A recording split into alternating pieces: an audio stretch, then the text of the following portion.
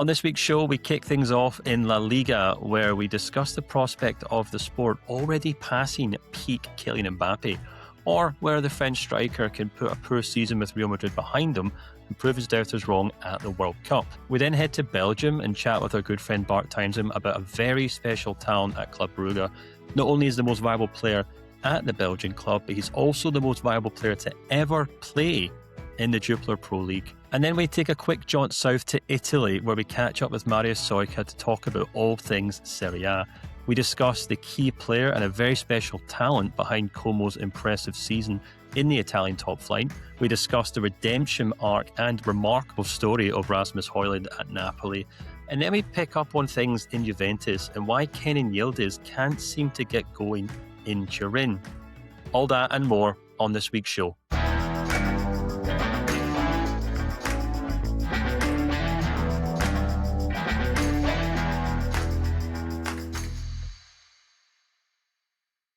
But before we get into all of that, I'm once again joined by my co-host, Manu Witt. And Manu, I don't know if you've noticed, but we have a pretty interesting competition coming up this week. None other than the 2026 World Cup. I think actually you might know about it, because if I'm not mistaken, you're actually going to it.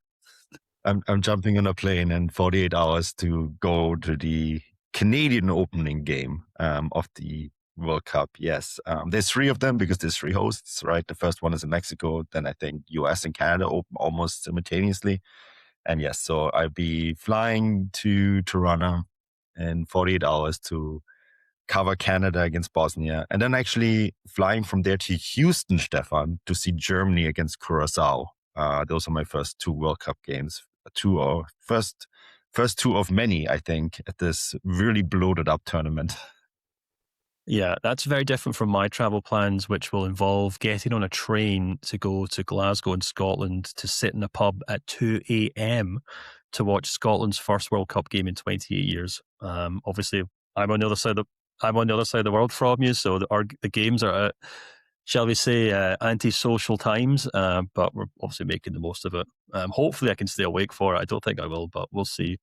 But obviously, because the World Cup's on its way, Transfermarkt has got a huge amount of content across all three of our English domains and many, many other languages. You can find out the most viable players going to the World Cup. You can find out the most viable under-21 players, the most viable squads, everything you want to know, which clubs are sending the most players to the competition. All that is covered. But there's one topic in particular, Matty, that we thought would be interesting to discuss today, and that is which MVPs need to have a good World Cup after having pretty poor seasons at club level. And I'll throw this up on the screen now for people who are watching this, but we've actually ranked the most viable players, and how we've decided how a player's had a bad season is based on how much market value they've lost in the last 12 months, or of course over the course of the season. We've got a list open in front of us for people listening at home. I'll go through it. Don't worry. But it's a very interesting list with some very interesting names. So I say we just get into it, man. Starting at 15 upwards, we've got three players who've lost 25 million euros in market value this season. That's Darwin Núñez, Omar Marmoush, and Marcus Thuram. And then just to kind of bundle them in, we've also got Mohamed Salah, the Liverpool striker, who's lost 28 million euros this season. Four really interesting names there who are all going to the World Cup. Interestingly enough, Manu, all four strikers or centre forwards or maybe wide forwards. I guess Marcus Thuram can do a bit of everything. But some really interesting names to kick things off with there. Yeah, it really is. I mean, Mohamed Salah, I suppose that's his last World Cup, right? I mean, Marmoush, this is the World Cup that I thought he could be one of those players whose stars could really rise. Obviously, he went to Man City a little bit before that. And it's been on and off. I saw him towards the end of the season for a couple of games with Man City, and I actually thought he was quite good. But they have so many players that Pep Guardiola has these riches, or had these riches now that he's no longer in charge, I guess, of like swapping players in and out. But yeah, Marmoush and Salah, interesting ones. They're actually out west in Seattle and in Vancouver, so probably going to see one of the games. And I'm really curious how much damage they can do. For Salah, I guess that's like he might actually stay here after his tournament ends, right? That might be very well his next career move. There's been rumors about it for quite some time, and with Mamouche, I think this is really an opportunity to either reestablish his name and reestablish himself at City, or maybe use this tournament to go somewhere else, and then kind of reestablish his name there. Yeah, I could just imagine Thomas Muller standing on the sidelines during the Egyptian training in Seattle, trying to convince Mohamed Salah to join the Sounders next season. He's certainly done more daring things than that, so it wouldn't surprise me whatsoever. But yeah, you're absolutely right. The other one that stands out to me there is Darwin Núñez. His market value is now just 20 million euros after obviously trying to think of the kind of more eloquent way of putting this, but he was more or less dropped from Al-Hilal. They obviously picked up Benzema in mid-season, and he was kind of deregistered from the first team squad. So he's a player I think who really, really, really needs to get into this World Cup and start scoring goals for Uruguay. He's got a really decent record for his national team. He's obviously still a great player. And as soon as I saw that and saw those numbers, I thought, if someone can pick up Darwin Núñez for 20 million euros after he's obviously gone on and scored maybe half a dozen goals at this tournament, then he could prove to be a steal, because we still remember, people think, okay, he hasn't worked out from Al Hilal. He kind of was, bundled out of Liverpool without much ceremony. I think we forget just how impressive he was in Portugal before all that, and he really was an outstanding centre forward. So I'm still a bit of a card carrying Núñez fan, so I'll hold on to that one for now. Moving up the list, Manu, we've got 4 players who've lost 30 million euros in market value who also need to have good seasons. And again, some really interesting names here. The Spanish duo, Gavi and Nico Williams, Argentinian midfielder Alexis McAllister, and perhaps one of the biggest names on the list here, Vinicius Jr. for Brazil, who's lost 30 million euros and seen his market value drop to 140 million euros. I think you could make a case that all 4 of these players need to have a really strong World Cup, Manu. Gavi obviously missed almost the whole season for injury at Barcelona. He's almost kind of like the forgotten man at Barcelona since since Pedri's came back. I remember we had Ivan Fuente on the show a few weeks ago talking about the rise of Fermin Lopez, who's really kind of stepped into the fold there. Nico Williams, can you remember after the Euros that he was the kind of most sought after player in the world? Yeah. And he's kind of fallen by the wayside there. Alexis McAllister, I thought, was arguably one of the most important players for Argentina when they won the World Cup, but he's really struggled for Liverpool this season. And of course, Vinicius Jr., maybe not under the same kind of scrutiny as other 3 players, or maybe, I don't want to say Gavi's under scrutiny, but, maybe he doesn't feel like he has to, but equally, he's a main man for Brazil. Very few national teams take their roles seriously as Brazilian national team players. And I know all the chat's been about Neymar, and we had Marcus on the show and you spoke to him about Neymar recently, but with the best will of the world, I think everyone in Brazil's kind of hoping it's Vinicius Jr. that comes up with the goods this summer. Yeah, him and Endrick, I think, is going to be a lot of focus on those 2, right? And Vinicius Jr. is such a controversial figure, right? People either really love him or really despise him because of the all the showboating he does on the field. But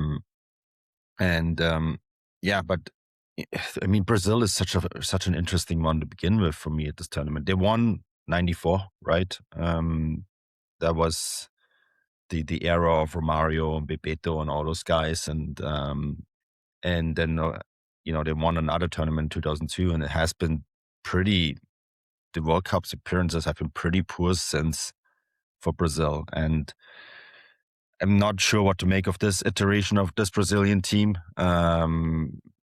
I think it's a team that can maybe surprise. I'm not sure it's a team that can win. I'm not sure that they're strong enough or in the same kind of category than the European powerhouses like Spain and France.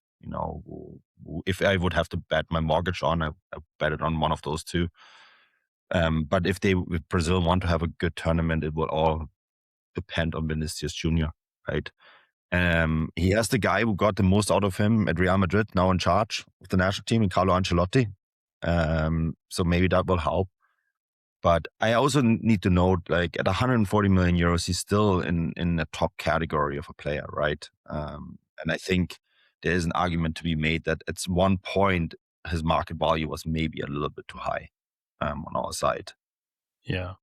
I think the point you made there, you took the words right out of my mouth there in terms of Ancelotti, because you look at that Brazil squad and the potential starting 11, and don't get me wrong, there's still some world-class players there. Brazil will always have top-tier players, but there's a lot of kind of domestic players also in that lineup. And I totally agree with you. On paper, it might be one of the weakest Brazilian squads going to World Cup in my lifetime, but it might also be one of the most functional ones if those so-called lesser-known players are brought into the team to facilitate the likes of Vinicius Jr., and it'll be interesting to see off the back of a Real Madrid season where things just haven't gone to plan for him or Real Madrid, if he can prove with Brazil, no, actually, I am a team player. I work well in a system. It's just that Real Madrid have had the wrong system.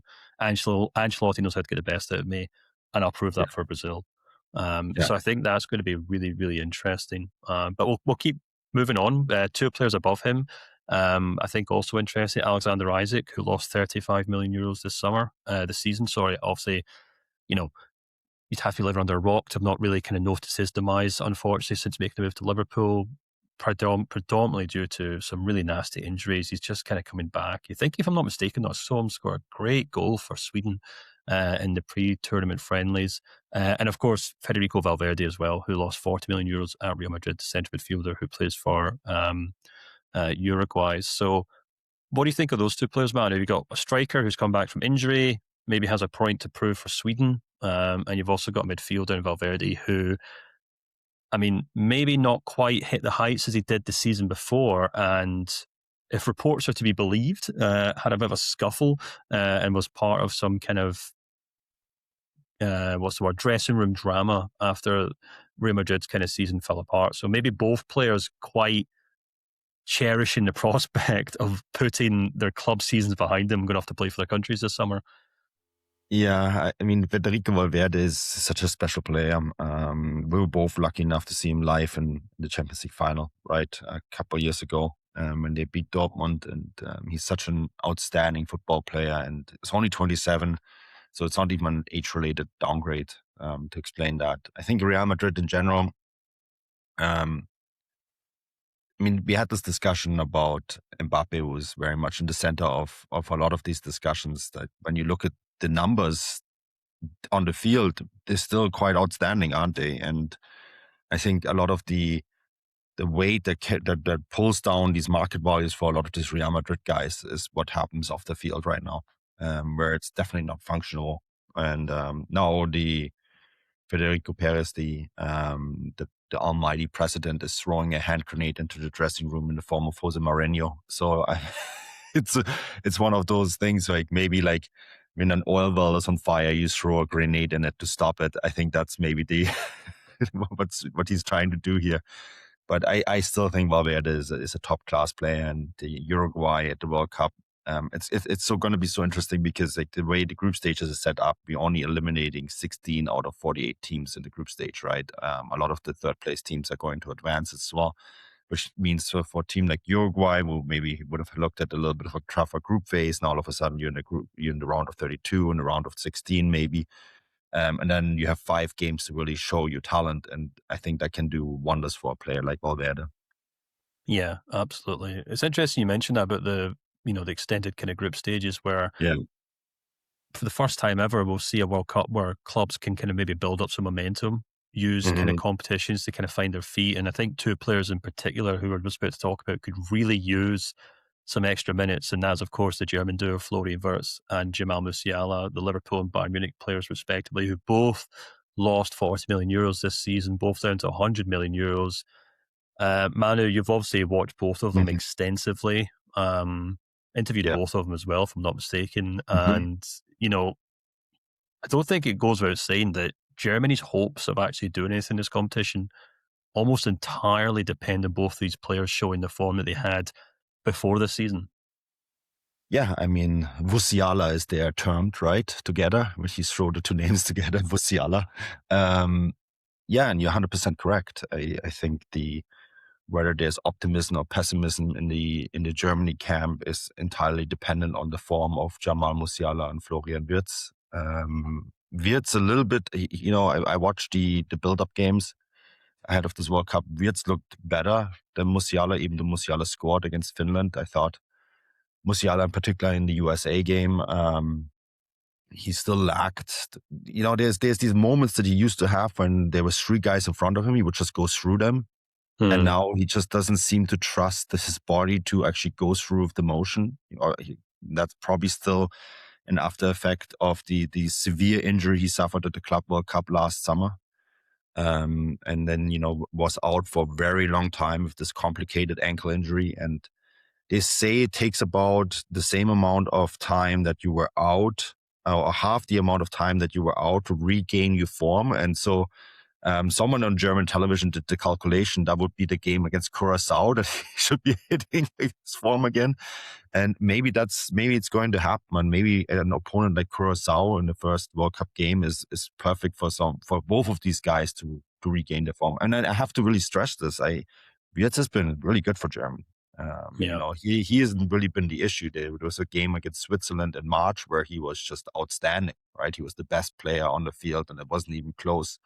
And Germany actually have been in good form, period, as well. They've now won 9 games in a row, which is something that I think is really important for them because, in previous tournaments, they've gone into tournaments in bad form.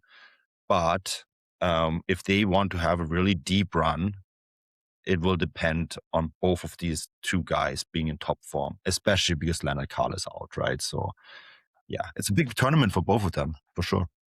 Yeah, in very different ways, isn't it? Obviously, Musiala come back from injury, Florian Wirtz just maybe looking for some confidence. But as you said, that first game, you can see both of them scoring a couple of goals and suddenly looking back for their old selves. It'll be very, very interesting to see how they do.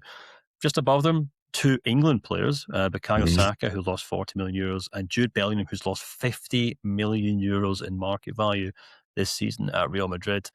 Now, I think this is quite fascinating, Manu, because on the one hand, you've got Bukayo Saka, who's still such an important player for Arsenal, such a beloved player at Arsenal, who maybe quite hasn't hit the heights that he should have done this season. We obviously had Ben Littlemore, our Premier League market value coordinator, on the show last week discussing exactly why his market value has fallen.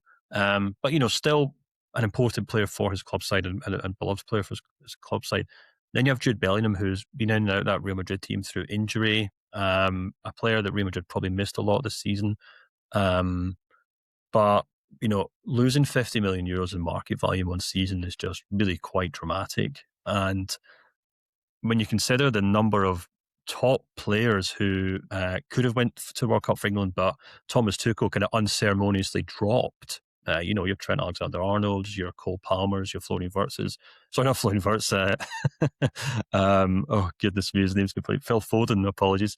I think there's almost like this added pressure for both Saka and Bellingham that they have to perform because they don't have guys like Foden or Palmer on the bench for them at this World Cup. And as we know, Tuchel doesn't do anything half-arsed, does he? Everything has to be there for a reason. And he obviously is putting a lot of trust in these 2 guys despite their struggles this season. I find England fascinating this World Cup, Stefan, because they have in many ways the ingredients to go all the way, right? They have an enormous amount of talent in almost every position, and then they have the best number 9 in the world, right? Which I think is crucial. But then also all of the top players have played grueling long club seasons, and there is the sense with Thomas Tuchel there's almost no enthusiasm there right now, right? It seems so there's a heavy cloud hanging over this team, the heavy Thomas Tuchel size cloud, I guess. And so I find it really difficult to judge them. I mean, a year ago, I would have said this is maybe England's tournament to lose. I'm not sure I would go that far. I have them as one of the tournament favorites for sure. But I just don't. One of the most important things about winning a World Cup is that you not only have the player form is almost not as important going into the tournament. It's like the atmosphere within the team has to be perfect, right? Because especially this tournament, they have to live with each other for 6 weeks if they go all the way. It's a very long tournament this time. And I'm not sure that's quite there. And then you have, Saka, obviously he lost the final with Arsenal. Bellingham has been a shell of his former self. He's such a spectacular player. It's wonderful to watch.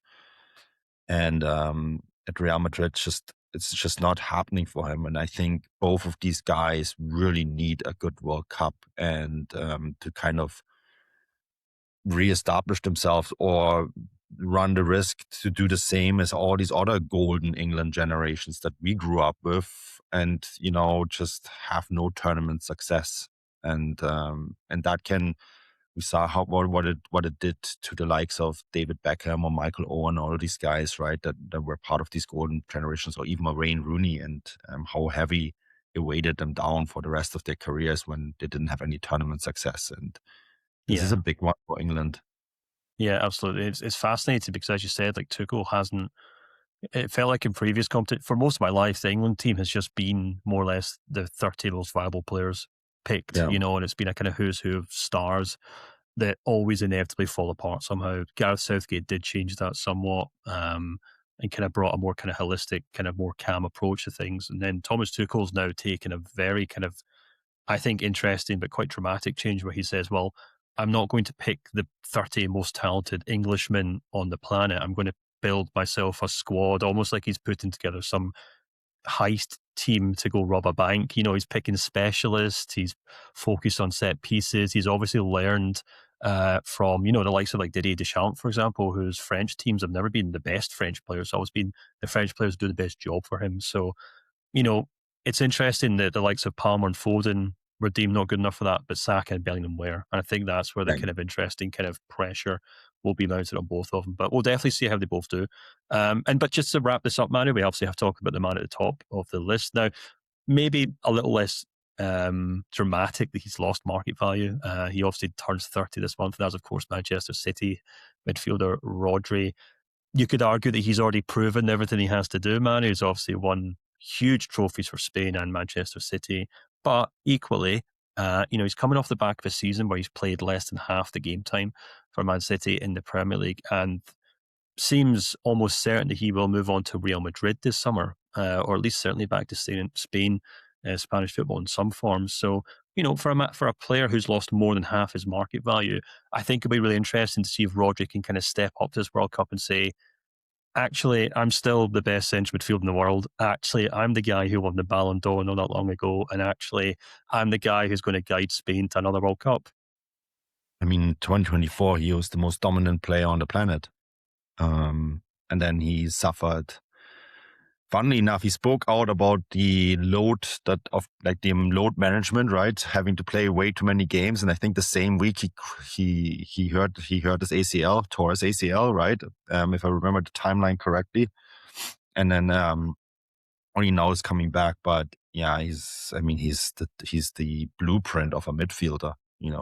Before his injury, if you wanted to draw up a perfect midfielder who could do everything in that role, it was him. I remember when he first got onto the market, both Man City and Bayern Munich were bidding for him, and they were willing to spend whatever it took to get him.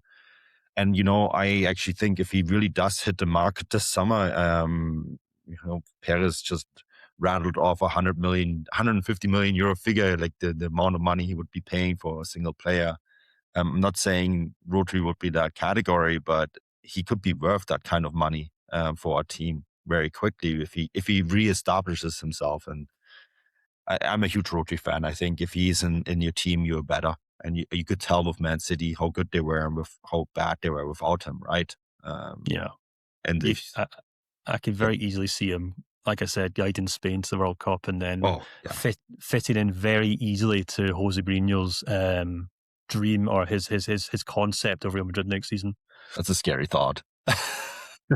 Well, we'll certainly cross that bridge when it comes. But on the topic of La Liga and Real Madrid and Jose Mourinho, I think we should probably get started with the podcast and jump into our first section. And that was, of course, my conversation with our good friend Ewan Robertson about the La Liga market value update and why one player in particular has lost a dramatic amount of market value.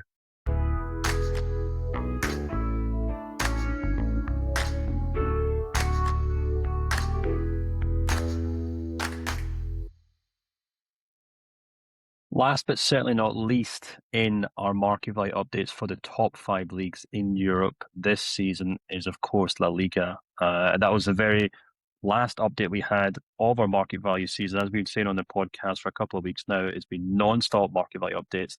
And Ewan joins me now to discuss the biggest talking points from Spain, because there's some pretty big talking points this year and some big stories. Jude Bellingham's gone down in market value. Vinicius Jr.'s gone down in market value. We talked about both of them in the intro to this podcast, but I think perhaps the most interesting change in market value from this update, Ewan, was Kylian Mbappe, who lost 20 million euros. He's no longer among the most valuable players in the world. His market value is now 180 million euros. And I think it's an interesting one, Ewan. I think I'd like your kind of, not instant reaction, because you've also known about it for a while now since you worked at Transfermarkt, but a lot of people would say Mbappe is still the best player in the world, or arguably amongst the best players in the world. But his market value has dropped. I'll maybe go into explanation from our market value admin as to why that's the case in a moment. But first things first, nice to have you on the show, and let me know what you think of those new market values for Mbappe. Yeah, when Mbappe's involved, it's always headline news, as we've seen this season at Madrid, both on and off the pitch. Your point about many view him as one of the best, if not the best players in the world, he is, in my opinion. I totally agree. I think he's a phenomenal player. You look at his market value, the reasons for it you're going to go into soon, but I mean, one of them is simply just age, and he is getting a little bit older. From my personal point of view, Madrid is almost unique in terms of the scrutiny you get as a Madrid player, the press attention, as we've seen over just the last week with the elections. It is almost like a circus at times. And it feels like, Mbappe is taking a lot of the blame for that. But if you break it down and look at his numbers last season, 42 goals in 44 games, plus his 7 assists. So if you add that up, he's averaging a goal contribution more in every game. I would certainly argue that he is doing his job. It's the things around him which haven't been, functioning as well. You look at his record, he scored 15 goals in the Champions League. He was on track to equal the record set by Cristiano Ronaldo of 17. So he's doing it in the big games. He broke the Champions League away record for goals last season with 10. In just 4 games as well. He scored in both. I know Real Madrid went out of the Champions League against Bayern Munich, but he scored in both those games. He scored in the Clasico win over Barcelona, the biggest game in Spain, albeit he missed the second one. So I think if you look at it from an individual point of view, Mbappe is delivering the goods, and that's certainly been the case since he went to Real Madrid. The famous saying goes, finishing second is essentially still not good enough. In Spain, that's the case with Barcelona dominant. Yeah, that's the kind of really fascinating thing about it, isn't it? Is where does the kind of scrutiny of individual performance end, and where does the kind of overall kind of maybe reputation, or as you say, chaos surrounding Real Madrid kind of impact a player like Mbappe? I do have quotes. Obviously, Manu put together the market value update article for us, and Tobias Blaseo, who's in charge of our LaLiga market values at Transfermarkt, is quoted in the piece. He says, Mbappe's individual class is obvious for everyone to see statistically as well. It was another strong season. So obviously touching on what you said there, Ewan, but he is one of the main protagonists within upheaval that has engulfed Real Madrid. He has won only 2 minor titles with the club, the UEFA Super Cup and the Super Cuppa. That's just not good enough given his high standards. He will also turn 28 at the end of the season. I think he means at the end of the year, which is when his market value category can be considered an advanced age. I want to touch on, we touched on obviously his age and the fact that he'll be 28 by the end of the year, but I want to kind of touch on what Tobias says in terms of the main protagonist within the upheaval that has engulfed Real Madrid. So he touched on, Florentino Perez and the kind of presidential election that's been happening in Real Madrid. And I found it quite striking that he and his challenger both spoke about the need to sign big players.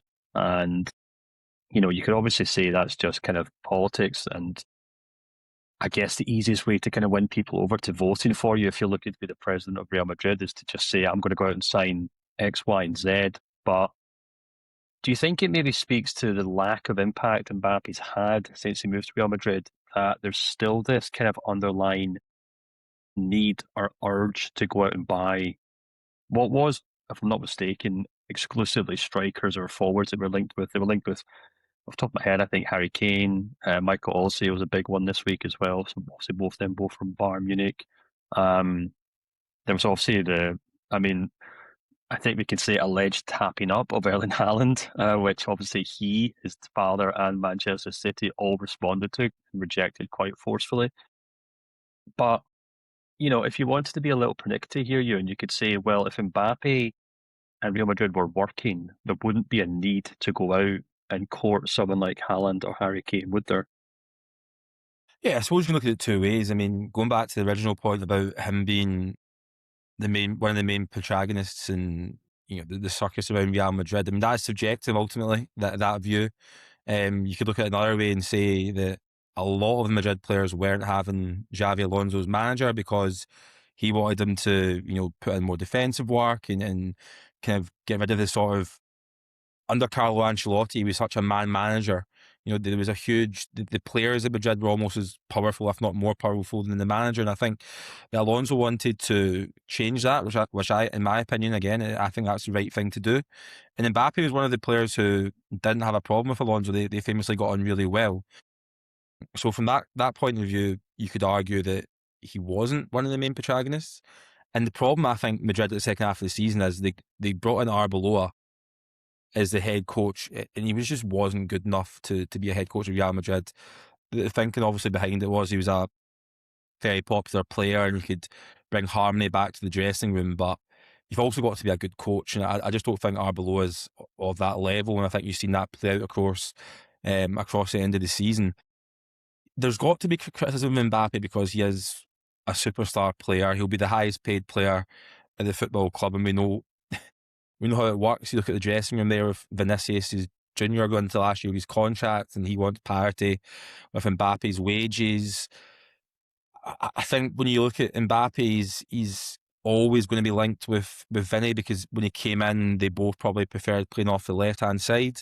That's Mbappe's favourite position. He's moved more as a striker. So it's just getting the kind of parts around Mbappe, I think, to make this team successful. I don't think Jose Mourinho is going to come in this summer and go, do you know what, I don't want Mbappe. He's probably going to go, how can I get the players working around Mbappe to make him the star and put more legs into the team.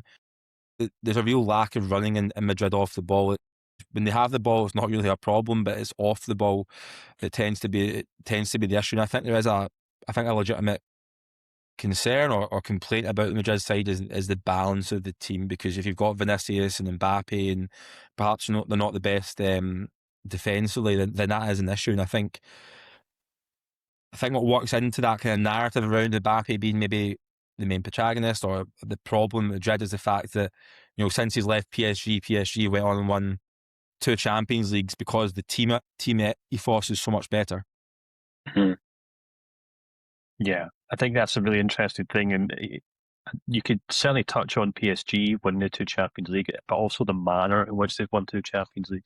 Luis Enrique has came in, had that kind of very famous clip of him talking about how Mbappe doesn't track back, doesn't do running off the ball, and he's kind of turned PSG into this kind of, well, all-conquering team, but they do so with that kind of really incredible capacity to kind of run teams off the pitch, but also there's no star player in that PSG team who can't be substituted off.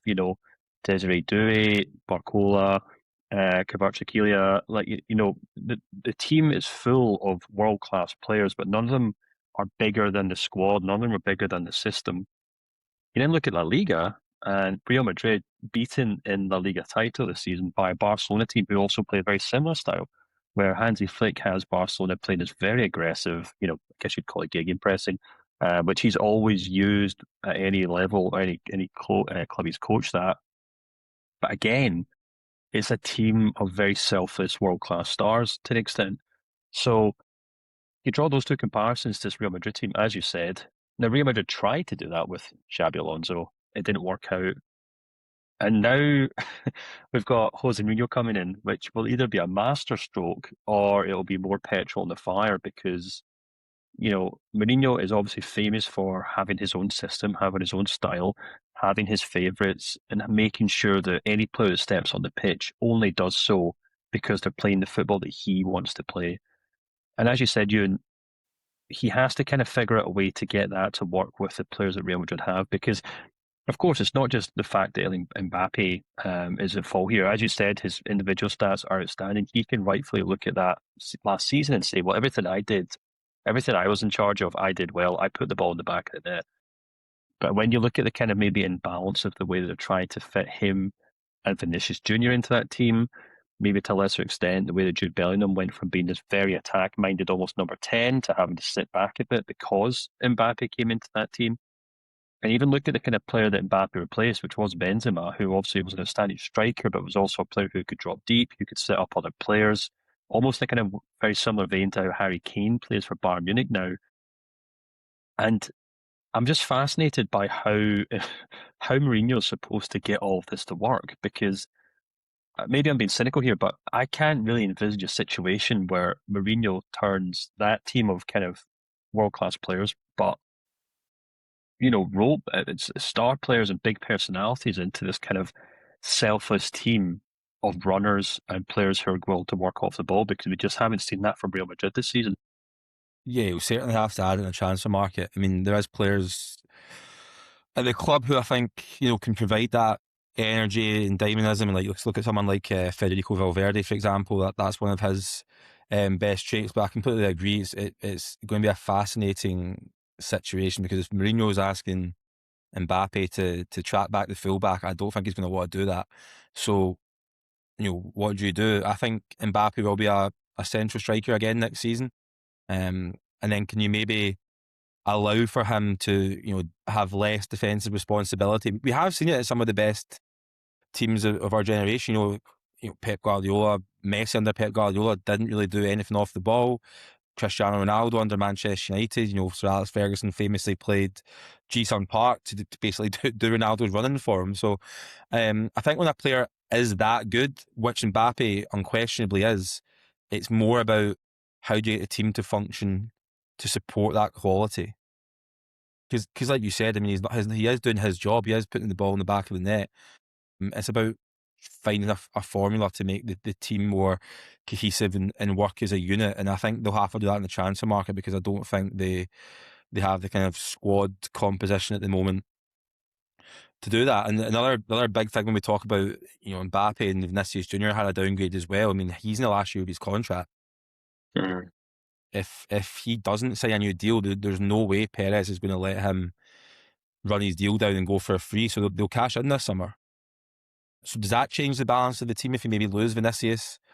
That you can maybe change how you set up and bring in some more hard-working players. It'll be a fascinating summer at Real Madrid. Yeah, absolutely. Rodrigo too, of course, who kind of conveniently for Real Madrid kind of picked up an injury really and not had to be kind of shoehorned into that team the last 6 months, but he will of course be back after the summer. Now, before we kind of wrap this up, we do have to obviously touch on the World Cup because, if Arbeloa or Xabi Alonso couldn't get the best out of Mbappe, then there is certainly one head coach who can and routinely does, and that is Didier Deschamps. And, he's obviously found a way to, in many ways, get a winning formula out of Mbappe in that French team. At this moment in time, at this moment in his career, Mbappe is 27 years old. End of the year is going to be 28. His market value has just dropped from 200 million to 180 million. Ewan, I guess the question is, do you think we've passed peak Mbappe here, or do you think he could potentially use this World Cup with France to kind of bounce back, prove himself and say, no, I'm still the best player in the world. I can still work in a functioning team, as I'll show with France and Deschamps. And it's not me, it's the problem, it's Real Madrid. And do you think he can do that and then obviously bounce back up towards a 200 million euro market value? Yeah, I mean, I think he definitely can do that, and that's what the challenge will be for him this summer. If you look at his record in the World Cup's incredible. He was the first player in over 40 years to score a hat trick in a final. He's the real talisman for France, and like you mentioned, Deschamps makes it work around Mbappe. when they won it, he was incredible.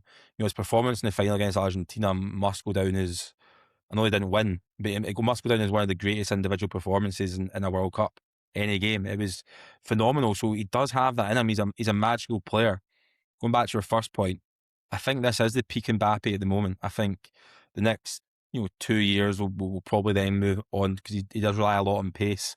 So this is probably his peak at the moment, and I think he can go and have an incredible World Cup. France are probably amongst the favourites to win it. And the kind of subplot as well is Mbappe scored 12 goals in 14 games at the World Cup. The record for Miroslav Klose at the World Cup is 16. I think it's extremely feasible that Mbappe breaks Klose's World Cup record and becomes the leading scorer in history of the competition, because he needs 4 goals. There's more teams, the standard of the competition is less. Can you see Mbappe getting 4 goals if France get to the semi-final? You'd think he'd have to. So that could be a real big talking point, and then you can really cement his place as, for the record goal scorer in the World Cup of all time. Your numbers for your individual numbers are incredible. Then your name's got to be mentioned in amongst the best players of his generation. It's just the trophies. Yeah. It's just the Champions League. He just can't seem to win the Champions League. And the other point about Mourinho going there as well is he's not won a league title in 11 seasons. I think he obviously went invincible last season in Portugal, but he didn't win the league with Benfica. Is that question mark around him? So Mbappe's probably thinking, well, people are asking, am I the problem at Madrid? But he's probably thinking, is Mourinho the right coach to sort this? Well, interesting enough, as you said, we could be entering a new season with Mbappe and France as world champions. And also, we did have Ivan Fuente from the Spanish team on recently. And before we knew Mourinho was going to be the new Real Madrid head coach, he did tip Deschamps to potentially be a future Real Madrid head coach. So if things don't work out for Mourinho next season, we might see Deschamps come in and say, and then that'll be the kind of final proof that, right, if anyone could get Mbappe to work at Real Madrid, it'll of course be the French head coach. But we'll cross that bridge when it comes, Ewan. And I think that's probably all the time we have left. So thanks for coming back on the show. It'll be intriguing to see what happens for France World Cup with Mbappe. And of course, whether Mourinho or Real Madrid will work out or it'll be glorious failure once again. But thanks again. No problem.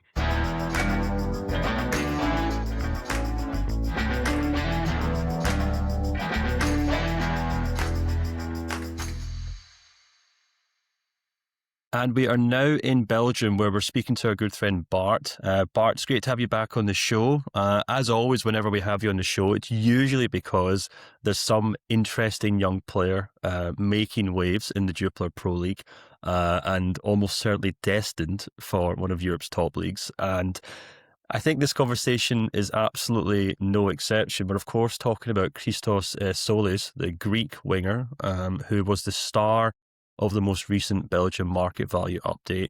We saw his market value rise by 10 million euros to 40 million euros, which meant he now became not only the most valuable player in the Belgian top flight, but the most valuable player ever to play in the Belgian top flight. And we were just discussing a moment ago there that there's this kind of interesting Greek rivalry at the top of the league, where, of course, Kyriakis was the previous all-time most valuable player, and he's replaced by his compatriot.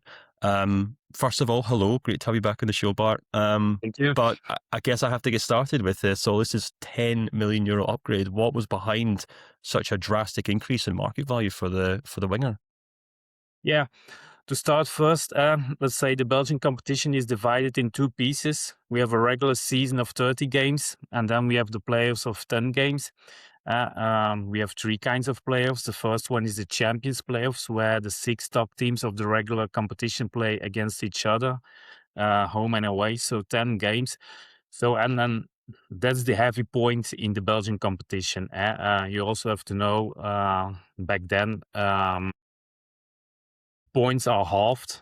So to make it more interesting, to make it more exciting, to get the teams closer to each other, Club Brugge started that competition second, ultimately became champion on the 9 game day, and Tzolis was just imperative in that. In just those 10 games, he had 8 goals, 10 assists, nobody near him, and it were not lucky goals, it were not penalties, it were really beautiful goals. Really, also for he set up a few goals for Tresoldi, who became top goal scorer in the Belgian competition.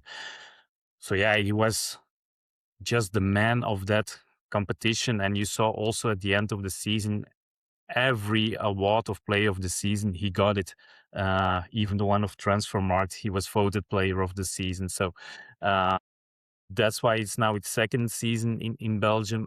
Normally, that's the point that the top talent is already 24, so maybe not the youngest talent anymore.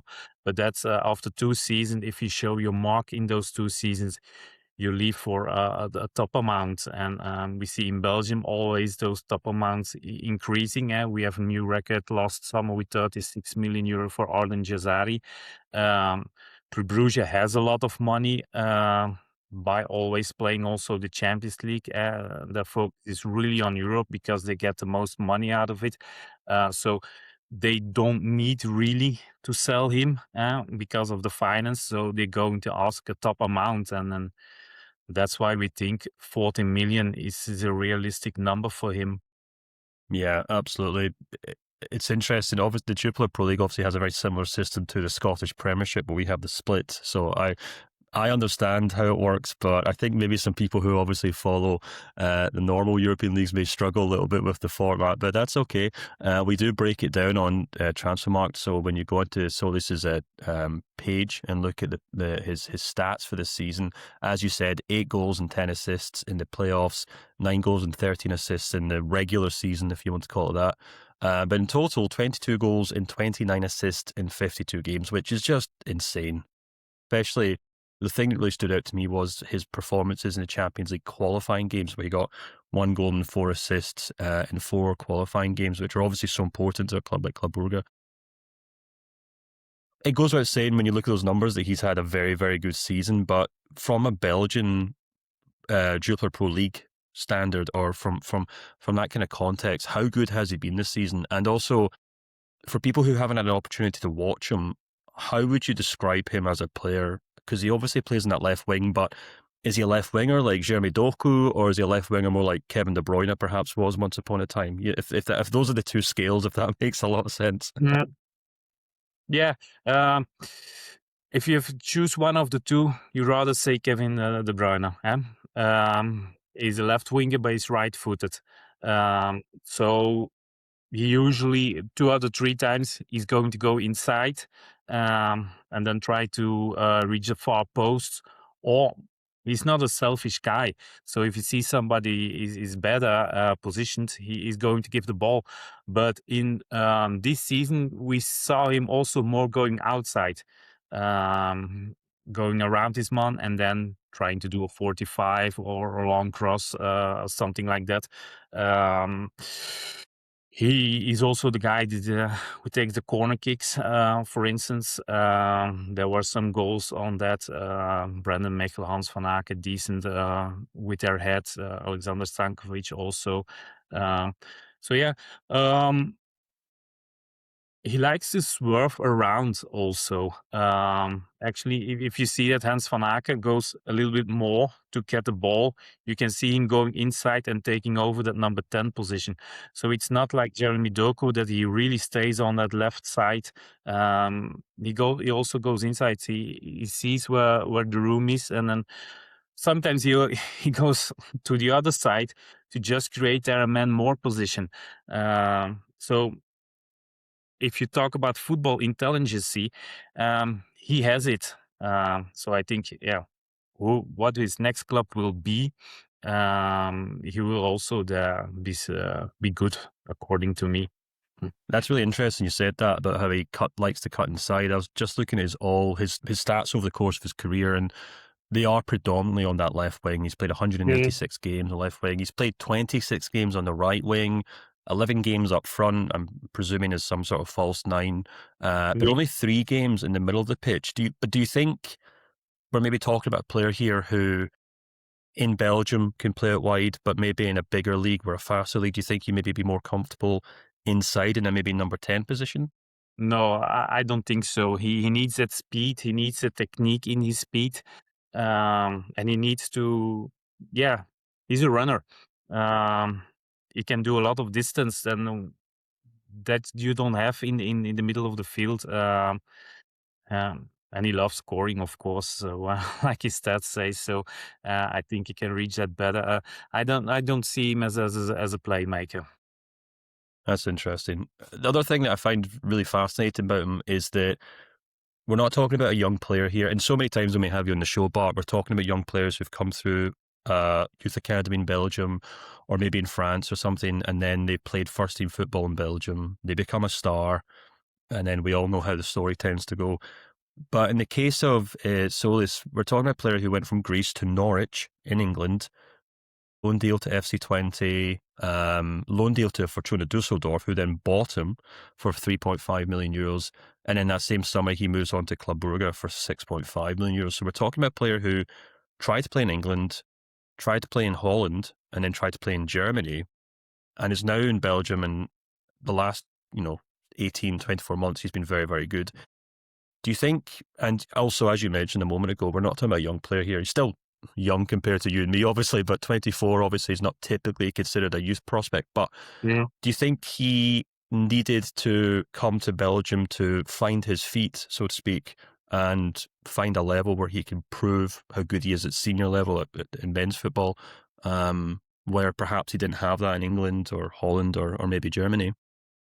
Well, I think he just made one, it's hard to say wrong decision because you don't know it up front, but that's actually Club Brugge wanted him when he went to Norwich. He chose then Norwich, but at that point, the recruitment coordinator was David Rigaud, who later became sport director of Club Brugge, and since last week is now sport director of Feyenoord. David Rigaud has his mentality of every player I want, I keep in contact with him. Every few weeks, I send him a WhatsApp, even it takes on for years. And Tzolis really liked that, that they keep interest in him. I think the only choice there, Norwich, he said himself, maybe it was too early to go to such a big league, first time abroad, because at the age of 16, he could already go to Barcelona, but his parents didn't want to. Foreign language for the first time. When I heard FC Twente, I hear people say you saw what you see now with Club Brugge. We saw it at times also at Twente, but it doesn't always came out. And then Fortuna Düsseldorf, there he made a great impact. They bought him already, but it was just because they had an option in his contract that he could leave for 6.5 million, that Club Brugge jumped on it. That's how he came into Belgium. Doesn't know how to say, of course, how it went when he would choose Club Brugge above Norwich some years ago. But yeah, he really needed that confidence that he felt from the sporting director and from the staff in him. And then, from the beginning, he immediately had an impact. So he was already loved by his teammates and by the public, and that gave him a really boost of confidence. And that's how it went on. Yeah, that's a really fascinating insight into how Belgian clubs, and particularly Club Brugge, deal with young players and look after them, which unfortunately I don't think is always the case in other leagues, particularly maybe the Premier League, which may be a little more discarding of young talents if things don't work out for them. But obviously things have gone very well for him in Belgium and he's done very well. Having said that, as always, there's a lot of speculation that he could leave this summer. I have his rumours page in front of me, Bart, and there are literally dozens of clubs linked with him. Since the start of this year alone, we've got Tottenham, we've got Atletico Madrid, we've got Roma, Manchester United, Juventus, Aston Villa, and most recently Galatasaray. He gave an interesting interview recently when he was asked about the links to Manchester United. And the quote he gave was, "United could convince me. Such a massive club with so much history, it would be hard to say no to that." And then he also went on to say it would have to be a Champions League team from England, Germany, Spain or Italy. Only a PSG is a better option than those clubs. So Obviously when players give interviews, they have to put on a certain persona, they have to give a certain impression. But he's more or less saying in that interview that if he was to leave Club Brugge, it would be for a top 4 side in England, a team who's already playing in the Champions League, where he currently obviously plays for Club Brugge in the Champions League. So do we think that's maybe the bottom line or the level that we're talking about? If a club was to come to try and sign him this summer from Club Brugge, it would have to be a team from those top leagues playing in the Champions League. Yeah. I just recently, as last week, he also said he would love to join Arsenal, for instance. So I think we know in which category of clubs he is aiming at. But just this weekend, the CEO of Club Brugge, Bob Madou, said look, if we're looking to Tzolis, we have our asking price, and we feel that it's really hard to match for clubs from Germany, Italy, Spain, of course, because of the big money in England. Every Premier League club could buy. And if we look to the most recent ones who went to England, we had Telby who went to Sunderland, we had De Kuip who went to Brighton, Igor Thiago to Brentford. Probably for Tzolis, it would go the same direction, just a club one step higher than those clubs. Because of his age already, he's already shown many things. Talbi didn't had shown really big things before he went. Who's willing to pay 40 million, of course, for him? And it's not even Premier League clubs, I think, don't pay 40 million just for a player to sit on the bench. So they will need to be convinced that he will have an impact in the first team. But yeah, he's certain with Club Brugge to play Champions League again in the league phase, because they became champion. Why should you leave such a club if you're not convinced that the club you're going to is also going to play Champions League? It's a showcase for every football player. So yeah, AS Roma, Galatasaray, I think it's just rumors. I don't think they are really in contention. Atletico Madrid is actually a rumor that's already going on for 1.5 years. So that could be a real interesting thing. Borussia Dortmund is also a club that's already been mentioned a few times. But yeah, maybe he's got something from already played in the Premier League. I failed there. I will convince everybody that I have the talent and the mentality to succeed there. I mean, and just finally, Bart, before I let you go, like I said, it's one thing for a player to say, I'm good enough to play for a top 4 team in England. It's another thing entirely for him to be good enough to play for a top 4 team. And as you said, usually top talents in Belgium do maybe make the step below, with all due respect to, a Brentford or a Brighton, so kind of mid-table clubs in England. So we're talking about Tzolis more or less going out and saying, no, I don't want to, well, I'm not saying he doesn't want to go to Brentford or Brighton, but he's saying, no, it's Manchester United, it's Arsenal, this is the level that I want to play at. Do you think he's ready to play at that level already? Or do you think he should maybe move to a Brighton, Brentford, or, perhaps a Borussia Dortmund, perhaps, as the next step? Yeah, like I said, I think he can play on a level a bit higher than a team like Brentford. But I don't see him playing at the top level at the Premier League at the moment. So teams like Arsenal, Manchester City, Liverpool, Chelsea, I ruled them out. For me, Manchester United is at the moment a bit lower than those teams. And maybe that would be indeed a perfect team for him. Newcastle, for instance, could also be very interesting for him. And otherwise, it will be, if he goes to the Bundesliga or La Liga, it will certainly be for a team that has the ambition to play for the title. I don't see him going to a team underneath that. Not only ambition-wise, but also money-wise, that they just can't afford him. Absolutely. Well, it'd be absolutely fascinating to see who does eventually make a move for him if he does indeed get tempted away from Club Brugge next season. But if not, we still get to watch him in the Champions League, I'm sure. But either way, Bart, I'm sure we'll have you back on the show next season, if not before then, to discuss all things with Tzolis and the Jupiler Pro Leagues. But for now, thanks for coming on the show, and we'll speak to you soon. Thank you. Bye.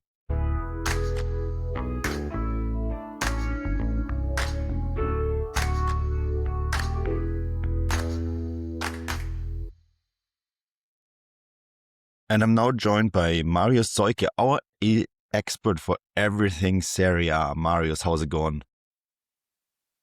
Hi, Manuel. It's great to be back. Thanks for having me again. And season's over. Market value updates are now that we are recording this. All the market value updates are finished, and I'm glad they are. And to look because of the workload, of course, but also to look on the website and the new statistics and all.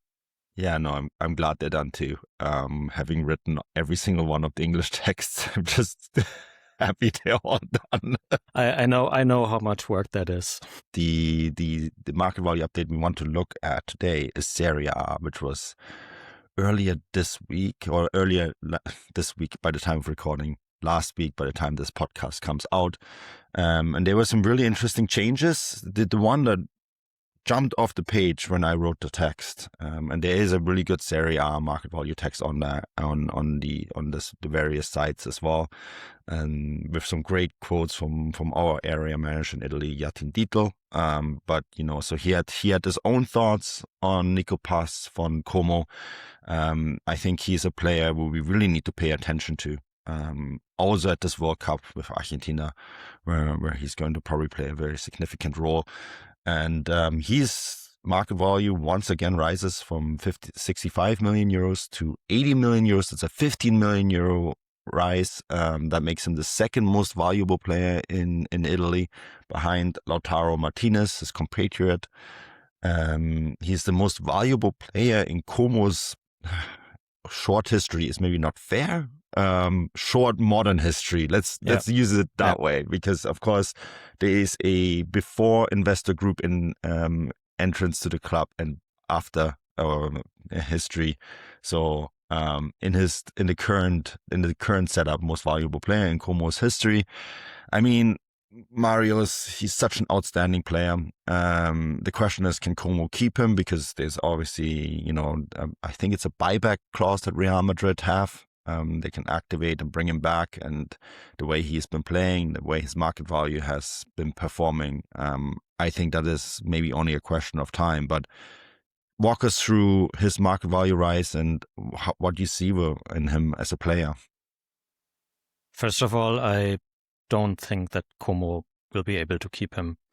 I think at least with the other Real Madrid clauses, it was always the case that if they trigger that clause, the player can't deny that or decline that. It was the case with Alvaro Morata when he was at Juventus. They triggered the clause and he wanted to stay and he had to go back.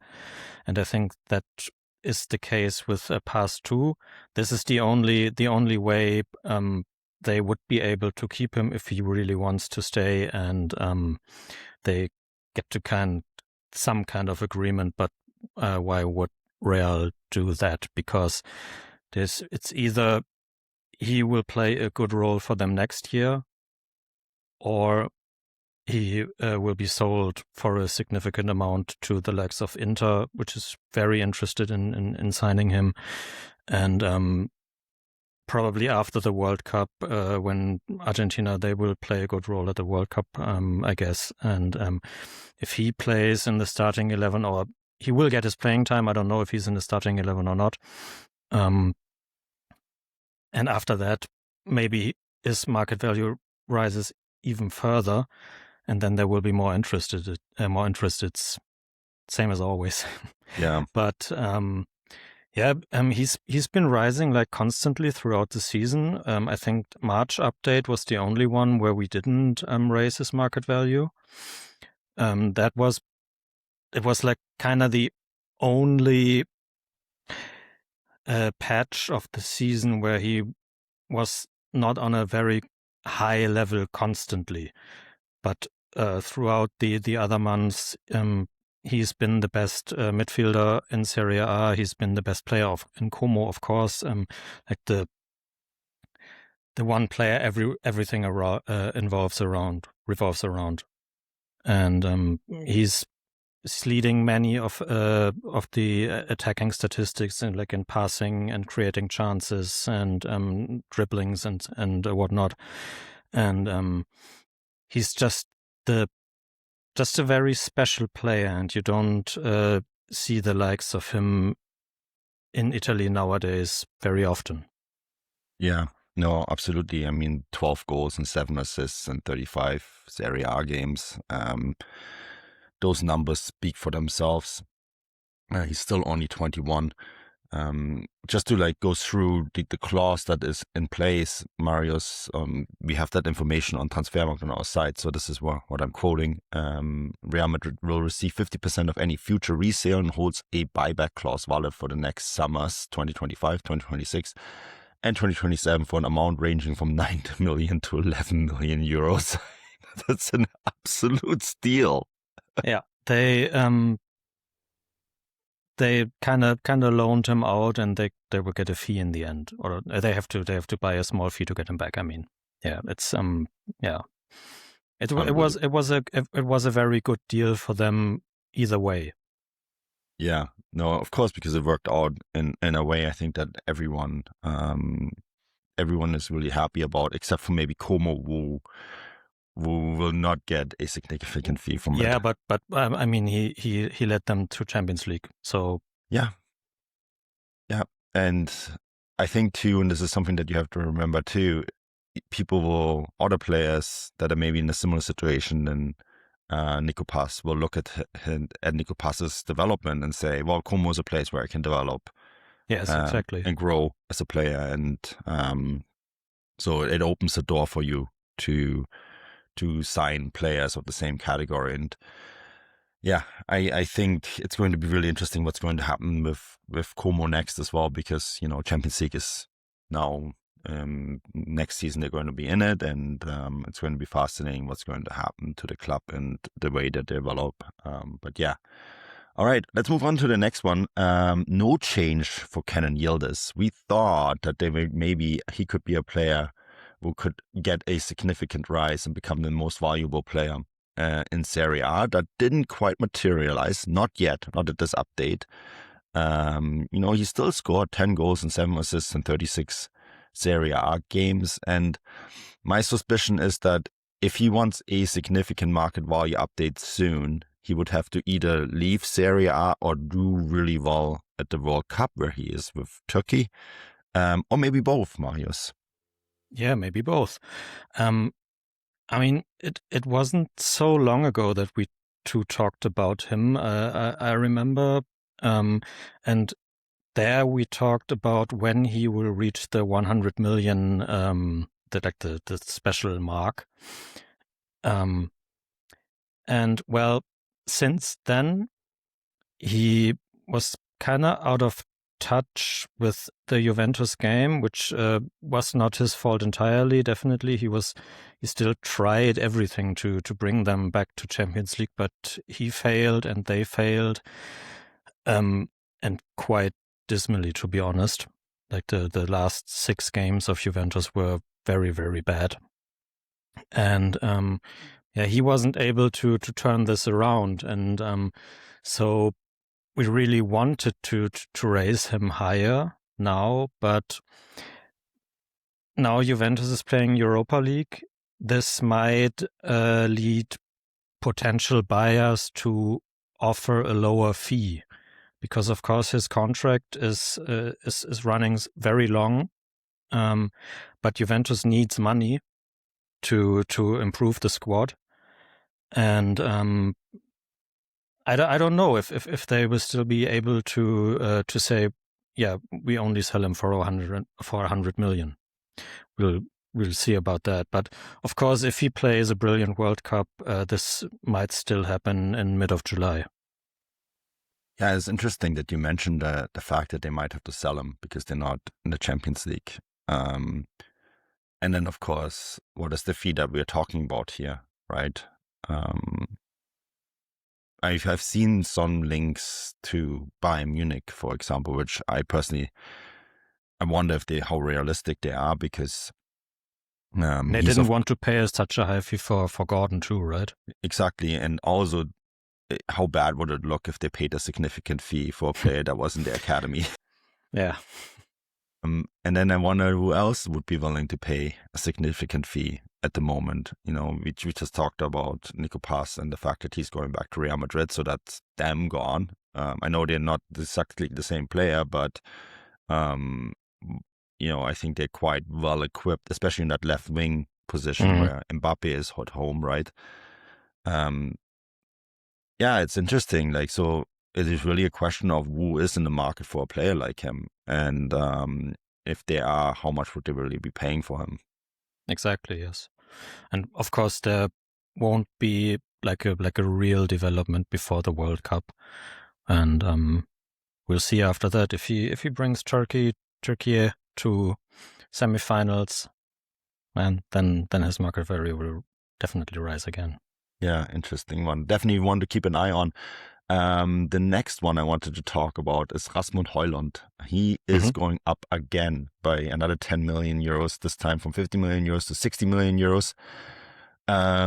He's a great redemption story in Italian football.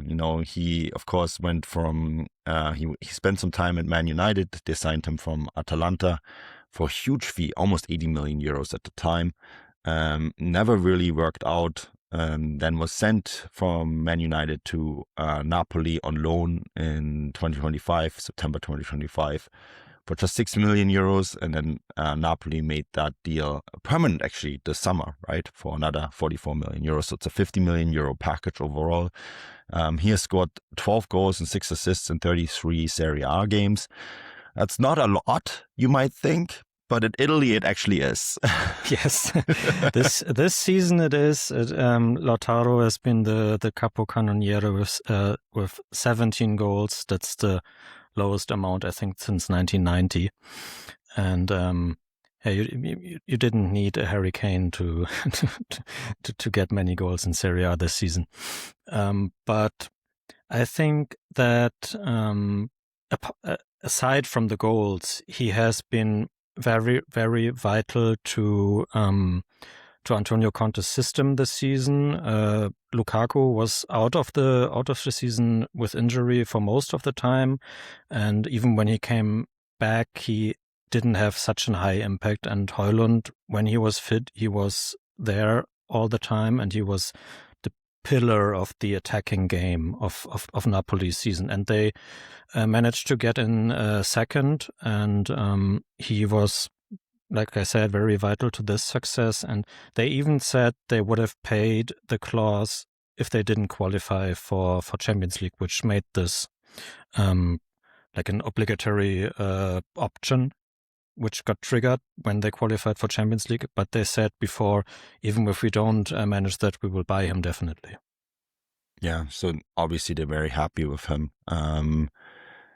He's such an interesting player in my mind, because when he's a victim of Erling Haaland, let's say it that way, in my opinion, because when Erling Haaland did so well at Borussia Dortmund and then was bought by Man City, you could see all these Premier League clubs trying to find their own Erling Haaland. And Rasmus Højlund, a name that's even pronounced very similar, he looked like Erling Haaland in so many ways. And so you could really, the Premier League in particular is very guilty of this, in my opinion. It's very copycat. One club does something and then everyone else goes out and copies it without having their own creative mind to it. And so they went out and bought themselves a big Scandinavian forward, not realizing that he's a very different type of player. In every single way. Like, he's big and physical, but he's not a full-on goal scorer. Yeah, exactly. He's much more integrated into the like attacking play, and he gets the ball and plays it to the wingers, and they get it back to him, and he's very integrated in that style of play, and I actually would like to see him perform in Michael Carrick's Man United team, because that's the first functional team in years, I guess. Yeah, I haven't been following them very close, but that's what it looks like, but we won't see that next season. No, we won't be able to find out whether that experiment would have worked after all. But speaking of Man United, the next player I wanted to talk about is Ederson, the Atalanta midfielder. He's going from 40 million. He went from 40 million to 45 million euros. In our Transfermarkt rumor mill, there's an 80% possibility that he's joining Man United this summer.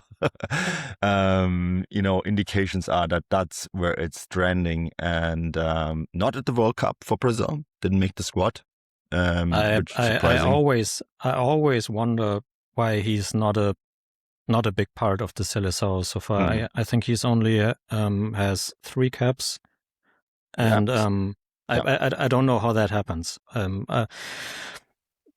They're playing a lot of like players from their home league in midfield, I think. He's been so brilliant with Atalanta ever since he joined them. Like, very physical, technically strong, and with a lot of dynamic, and he can score goals, and he can defend, and like a really brilliant number 8. Mm-hmm.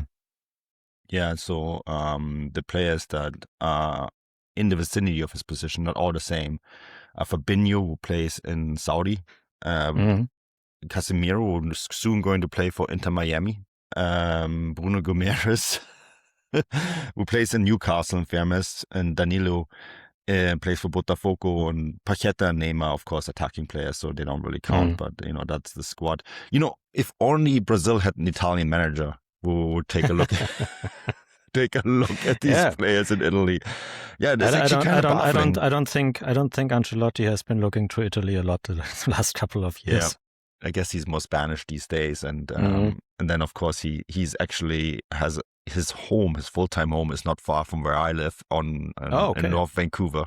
So nice. Yeah, so I think he's maybe between living in Spain and salmon fishing in British Columbia. He doesn't have the time to watch Serie A. Because Man United certainly did, and what they saw impressed them. And I think this happens so often at Atalanta. They signed this guy from Salernitana, right, in 2022 for 23 million euros, which is actually a big fee at the time when you really think about it. I think it was he was only in Serie A for half a season at that point, and he made such a high impact for this just promoted club, if I remember correctly. Mm-hmm. Yeah. And you had this guy who dominated all the in like midfield statistics in tacklings and in passing and all these things, and Atalanta was always like a high pressing team, and Gasperini, the former manager, thought, this is my guy, and he went from like this unknown player who goes to the promoted club in Salerno and becomes one of the highest rated midfielders in Serie A in just a year, and ever since he has been not always, but mostly brilliant. And when Atalanta won the Europa League, he was key. And now too, they have been struggling last season because of very poor managerial decision in the beginning, and after that I think that the gap to the top teams was just too big. But he has been on a top level this season, and I can see why Man United wants someone like him. I don't think he's exactly the kind of player Casemiro is, but I see why they maybe want to have him since the other guy left. Yeah. And I mean, it looks like that's going to happen pretty soon. Reports have it that he's still set to join Man United for a fee in the 40.5 million euro range with add-ons that will bring it to the 45 million euros that we currently have as his market value. So that is what looks like what it's going to take. It's going to be interesting to see whether he can fill. I mean, as you said, he's not the same player as Casemiro, but I think he's expected to fill that gap. And so it will be interesting to see how he does it. I mean, Casemiro is such an interesting story this year because he's played one of his best seasons for Man United, going out on an extremely high. And now they're bringing in a little bit of a different player, but who, as I mentioned, is expected to fill the gap. Let's see if he can do it, Marius. Yeah, I'm excited to see that, yes. Absolutely. All right. Well, once again, thank you so much for joining us. And check out the Serie A market values on Transfermarkt. Check out all the other market values as well. There's so much on there right now. And we'll be back soon. And I'm pretty sure Marius will have you back on soon again as well. I'm glad to join every time. Awesome. Until next time. Cheers.